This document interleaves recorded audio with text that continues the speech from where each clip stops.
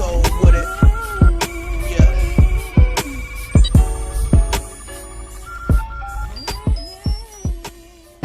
So I was listening to the George Sedano podcast on ESPN LA Radio, and George Sedano had former NBA player and coach Byron Scott on the phone to discuss the possibility of the Los Angeles Lakers acquiring Kawhi Leonard. George Sedano asked Byron Scott, do he think that the Los Angeles Lakers will have enough money left to fill out the roster to compete for an NBA title, or does it even matter who they get? And here's what Byron Scott had to say. First of all, it does matter, and I do think it's enough to be honest with you. I think when you have those three guys, shoot, I was in the gym working trying to make sure I got my shot together. I might try to give me a 1-year minimum contract to come back and stand in the corner with those three guys on the floor. But for real, I do think there's enough out there they can bring in that can help them contend for a championship. And again, it still comes down to the thing that we talked about earlier. You still got to bring in some shooters, because those guys are going to command a lot of attention on the basketball floor. Obviously, you're going to have three all on the floor at the same time, but at least you're going to have two of those guys on the floor for 48 minutes of basketball games. They're going to command a lot of attention, so you got to get some guys in there that can flat out knock down shots. So if you guys would like to hear the full audio, the link is in the description box. But obviously, I 100% agree with Byron Scott. I think that there are definitely players out there that the Lakers can acquire that if they do happen to sign Kawhi Leonard, that can help them compete for an NBA title. I was laughing because I was just I'm still trying to figure out why in the world Bobby Marks, every time he's on ESPN, he always finds a way to put TJ McConnell on the Lakers. Like he's best friends with McConnell's agent, or he's TJ's godfather or something. Like, bruh. The Lakers are not interested in no TJ McConnell, whether we sign Kawhi Leonard or not, bruh. I think the Lakers are confident about getting Kawhi Leonard, and possibly, from the looks of it, they may know something and they're just waiting to tell us the news, or they are waiting to break the news because of the moves that they are making, because they just recently signed Troy Daniels and Zach Norville, whatever his name is. They could have easily waited to sign those guys. They could have waited to sign those players after you figure out what Kawhi Leonard was going to do, because nobody was thinking about signing Troy Daniels or the Zach guy. No team. I mean, no team right now is sitting around saying, hey, let me go sign Zach or Troy Daniels. Let me go sign them before somebody else does. Let me go sign these guys. If we don't act now, somebody can pick them up. No, nobody is saying that, bro, because these players are not that great. There's other players that the Lakers could go after right now, right? No team is sitting around saying, hey, let me go sign these guys before somebody else does. And if the Lakers didn't sign them, I could bet the negative $25 that's left in my bank account right now. I'm in the negative. And I will bet all of that money that they would still be on the market whether the Lakers sign Kawhi Leonard or not. So somebody knows something. But all in all, there's still players out there, Rajon Rondo, who I think the Lakers will end up bringing back potentially. There's the Morris twins that's still on the market as of right now as I'm saying this. There's Ian Clark, who was on that Pelicans team with Rajon Rondo and AD, to help carry that Pelicans team to the playoffs. And also, the Lakers can call me. I mean, I can't dribble with my left hand, and my left hand is trash, but and I'm out of shape, but I could give you a cool 4 minutes on the court. I can shoot threes well. I'll give you a good 6 points, bruh. You feel me?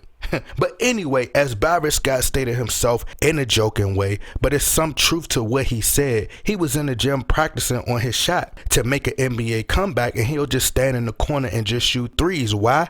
Because Kawhi Leonard, LeBron James, and Anthony Davis will command so much attention, right? And guess what? I know another player who is retired right now, who people keep saying, oh, he's 40, who said out his own mouth he can still play at the age 40. He's a shooter, or as he said, he's a scorer by nature, who y'all keep telling me he's not coming back, and stop saying it. But guess what?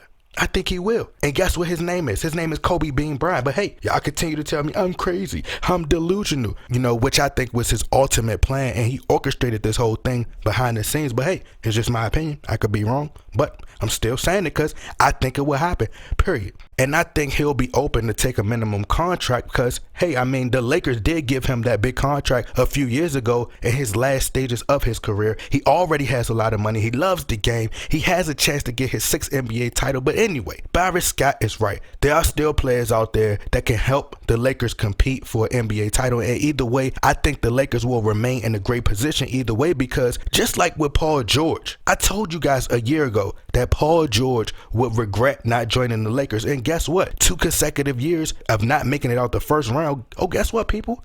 I was right, which most of the time I am, if you look at the history of my videos. But it's on Kawhi. It's going to all come down to Kawhi. If you really care about load management and you weren't 100% in the finals and still almost went 7 games with the Golden State Warriors and everybody on that team was hurt, I mean, everybody was hurt, then go ahead and take your weird laughing self back to Toronto, okay? Or go to the Clippers, where they have no stars but yourself, may possibly get injured again trying to carry these teams to the finals. But if you want the bright lights, elevating your brand, get paid big money on and off the court, enhancing your legacy with the historic franchise, with a statue outside, the allure, the popularity, which the Lakers TV ratings will be absolutely through the roof if you sign with us. I mean, duh. The greatest fan base of all time. I mean, bro, do I really have to keep going here, Kawhi? Like, really, bro? Like, do I have to? It's not rocket science, bro. Okay, the Lakers have the best offer. The Warriors not what they used to be. KD won't be back till next year. The East is getting stronger. The West has gotten somewhat weaker. I mean, bro, I'm done. It's on you, bro. It's on you, bro. But either way, we will go into 2020 with our heads high because we have Anthony Davis, period, for now and the future. But everybody is trying to figure out, when will Kawhi Leonard make his decision? I don't know. I don't know. But all I can say is this. It's like a movie, bro. It's almost like a movie. And all the players who have became the villains have waited to make their decisions. Let's just go back in history.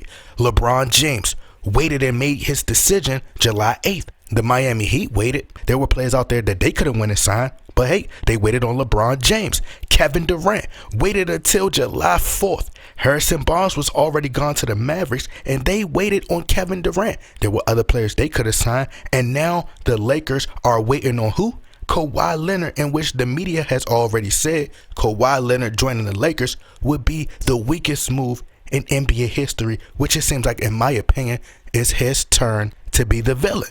But hey, I think he will either make his decision on July 4th, which will shock a lot of people, and which Kevin Durant did. He will follow Kevin Durant's blueprint on a big day with mass media attention, and it will be major news, or it will be much earlier, or it will be a little bit later like LeBron James, but who knows? We'll just have to wait and see. So we good either way. But that's just my take on everything. And lastly, why is everybody so worried about super teams and talk about the competition? It's going to be messed up, and super teams are messing up the league. But the last time I checked, the Boston Celtics had a super team. They only won 1 championship. The Miami Heat had a super team. They only won 2 championships. The Warriors had a super team. They only won 2 championships. So if super teams are destroying the league and it's messing up the league so bad, and there's no competition, why are these super teams not three-peating? Oh, maybe super teams are not that bad after all. Okay, you answer that question. But anyway, y'all let me know what y'all think. Y'all get in that comment box. Like, share, subscribe. I'm out.